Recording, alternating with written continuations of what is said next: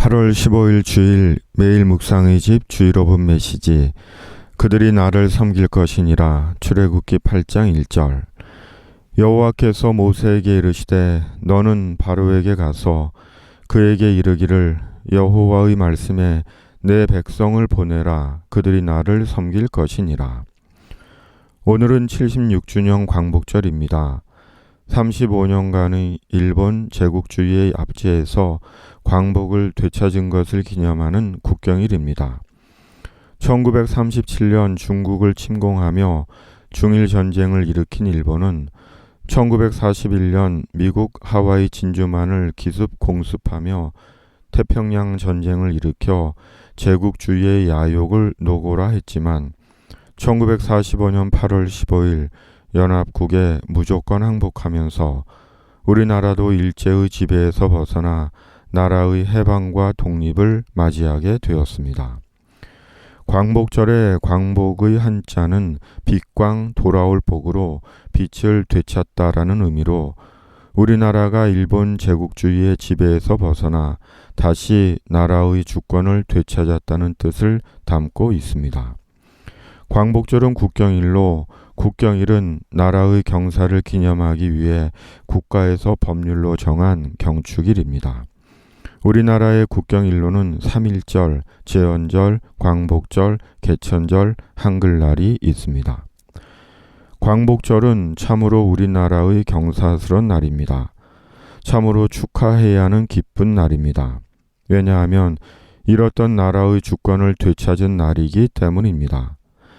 빼앗긴 나라의 이름을 되찾고 박탈된 우리의 언어를 되찾고 지워진 우리의 이름을 되찾고 우리의 산천을 되찾고 우리의 노래를 되찾고 우리의 문화를 되찾은 날이기 때문입니다. 광복이란 이름 그대로 빛을 되찾은 날입니다. 그러기에 오늘은 기뻐하고 기뻐하고 축하하고 축하하고 노래하고 노래하고 잔치를 벌여도 부족함이 없는 날입니다. 그럼에도 세기의 코로나19로 우리나라뿐 아니라 전 세계가 고통을 겪고 있음을 생각하면 실로 안타까운 마음을 금할 수가 없습니다. 참으로 금세기 초유의 코로나19로 많은 사람들이 생명을 잃었고 지금도 고통을 겪고 있습니다.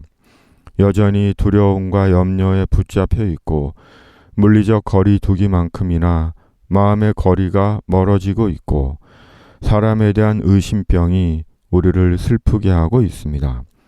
참으로 역사와 만물의 주인 되시는 창조와 구원의 하나님께서 속히 이 죽음과 공포와 단절의 바이러스를 소멸시켜 주시기를 간곡히 기도드립니다.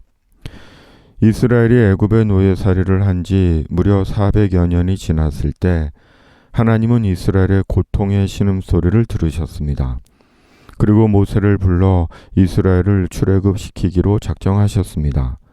그리고 모세를 애굽 왕 바로에게 보내 애굽에서 이스라엘을 내보내라고 바로에게 명하셨습니다. 그러나 애굽 왕 바로는 모세의 요청에 눈 하나 깜짝하지 않았습니다. 그도 그럴 것이 벌건 백주 대낮에 갑자기 손에 지팡이를 든 모세가 찾아와 애굽의 노예였던 이스라엘을 내보내라고 하니 바로 입장에선 이 무슨 귀신 신나라 까먹는 소리냐라고 생각했을 것입니다. 그것이 바로의 당연한 반응이었을 것입니다. 그러나 바로에게는 이스라엘을 애굽에서 내보내는 것이 옳은 것이었습니다. 왜냐하면 그것이 애굽도 살고 이스라엘도 사는 길이었기 때문입니다. 하나님의 뜻은 사람을 살리는 것입니다. 하나님의 계획은 사람을 죽이고 멸망시키는 것이 아닙니다. 하나님은 지금 모세를 통해 애굽을 멸망시키기 위해 바로에게 덫을 놓고 함정을 파고 계시는 것이 아닙니다. 모두가 사는 길을 제시하고 말씀하고 계시는 것입니다. 내 아버지의 뜻은 아들을 보고 믿는 자마다 영생을 얻는 이것이니 마지막 날에 내가 이를 다시 살리리라 하시니라. 그럼에도 바로는 조금도 하나님의 생각과 뜻을 알지 못했습니다.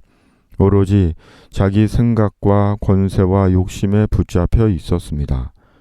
보이는 세상적인 권세와 화려함과 영화와 성공에 붙잡혀 하나님의 구원과 영원에 대해 추호의 관심도 없었습니다. 그리고 결국은 모든 것이 홍해에 수장되고 말았습니다.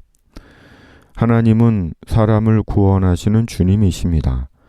그리고 오직 하나님만이 사람을 구원하십니다. 예수님 안에서 사람을 죄에서 해방시키시어 자유와 소망과 생명을 주시는 분이십니다. 그러므로 어떤 누구라도 인간의 참된 자유와 소망과 기쁨의 구원을 원한다면, 천국에 대한 약속과 보장을 원한다면 지체 없이 마음에 예수님을 영접하고 마음으로 예수님을 믿고 입으로 시인해야 합니다. 그리고 예수님 안에서 하나님을 섬겨야 합니다. 하나님은 이스라엘이 하나님을 섬기게 하기 위해 이스라엘을 출애굽시키셨습니다. 이스라엘의 출애굽은 하나님을 섬기기 위한 출애굽입니다. 그러나 이는 하나님이 강제로 이스라엘에게서 섬김을 받으시기 위한 것이 아니라 그것이 하나님께 택함 받은 이스라엘의 본 모습이었기 때문입니다. 출애굽한 이스라엘의 응답이며 축복이었기 때문입니다. 하나님은 주의 성도들을 예배의 자리로 부르십니다. 예배는 하나님께 대한 우리 신앙의 생생한 증거입니다. 그러므로 하나님에 대한 우리의 신앙은 예배의 신앙입니다. 그러므로 하나님을 예배해야 합니다. 그리고 하나님은 예배를 통해 주의 성도들에게 필요한 은혜를 주시고 약속을 주십니다. 영광의 소망을 바라보게 하십니다. 그러므로 하나님을 예배해야 합니다. 오늘 우리는 여러 곳에서 예배합니다.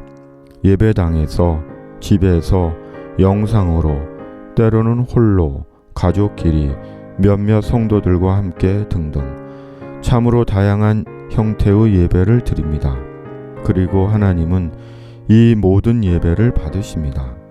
그리고 예비된 하나님의 은혜를 주십니다.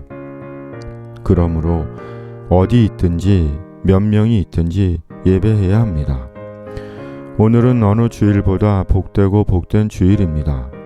가족끼리라도 축하하고 만찬을 해도 좋은 날입니다. 그리고 하나님께서 죄로 가득한 세상에 다시 한번 주의 치유와 구원의 긍휼과 은혜를 베풀어 주시기를 기도합니다. 예수님 안에서 성령으로 천국에 대한 소망을 심어 주시기를 간곡히 기도합니다. 아멘.